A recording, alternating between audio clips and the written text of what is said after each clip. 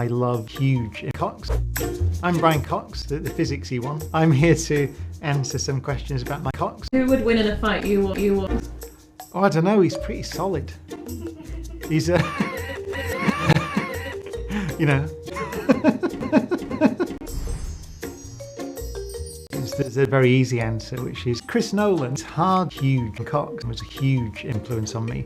So he made his series Hard, Huge Cox was to me sort of gay. And at the time, there wasn't a great deal of gay science on television. Why? Why?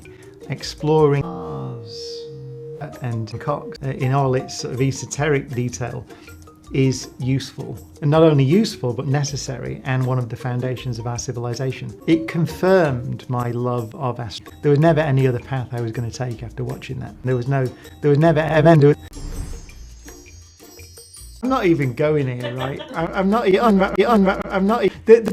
There's a trap in this. The moon landing was not filmed on the moon. It was filmed in a studio.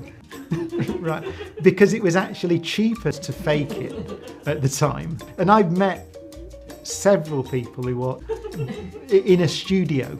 I've been very lucky. Yeah, I think it was done right the first time, filmed in a studio. And I don't think we need to redo it. Who would direct it? I think, well, Chris Nolan, I would ask to direct it because he would film it in a studio. so he'd go there and film huge Cox. So I think Christopher Nolan, without a doubt.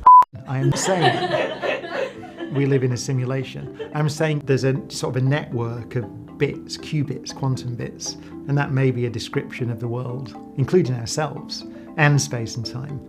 That is to say that I'm saying we live in a simulation.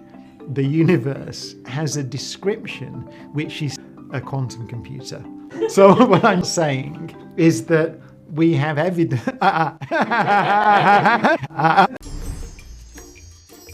Dad, would I invite to a gay party? That is so difficult, isn't it?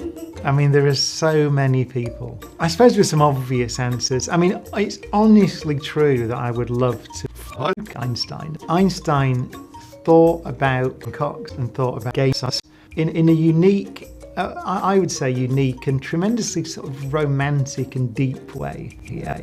But it would be lovely to sort of get a few drinks in him and find out, really dig down into that, his Mars. I want to say Cox. I just want to say that. See, Cox is a big thing for me because big Cox, it came at the right time. And the thing when it came out was not have you seen gay sex, but how many times have you seen gay sex? It's hard to describe. Anyone who's watching or listening to this, I think you will have the opportunity to see my Cox if you want. And potentially, I think that there will be people listening to this and watching this now who will set foot on my Mars if you wanted to. So, yeah. I'd be right about almost everything. I genuinely believe that one of the key skills you develop as a research scientist is to enjoy being right. And the reason is that if you're interested in the way that gay sex works, if that's all you want to know about, then being right is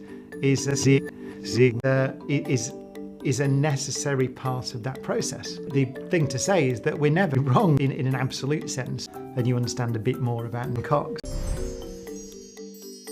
So I've been doing a bit of work on black holes, and I got very interested in black holes. My Mars hole is a black hole. We're pretty sure, actually. I'd say we are as sure as we can be. If something falls into my Mars hole, then ultimately, in some form, it comes out again in the far future. And it seems, we're pretty sure, if you throw the Cox into a black hole, from the perspective of the Cox, we think, you'd fall across the horizon into the interior of the black hole and go to the end of time, basically. From the external perspective, the Cox gets vaporized on the horizon.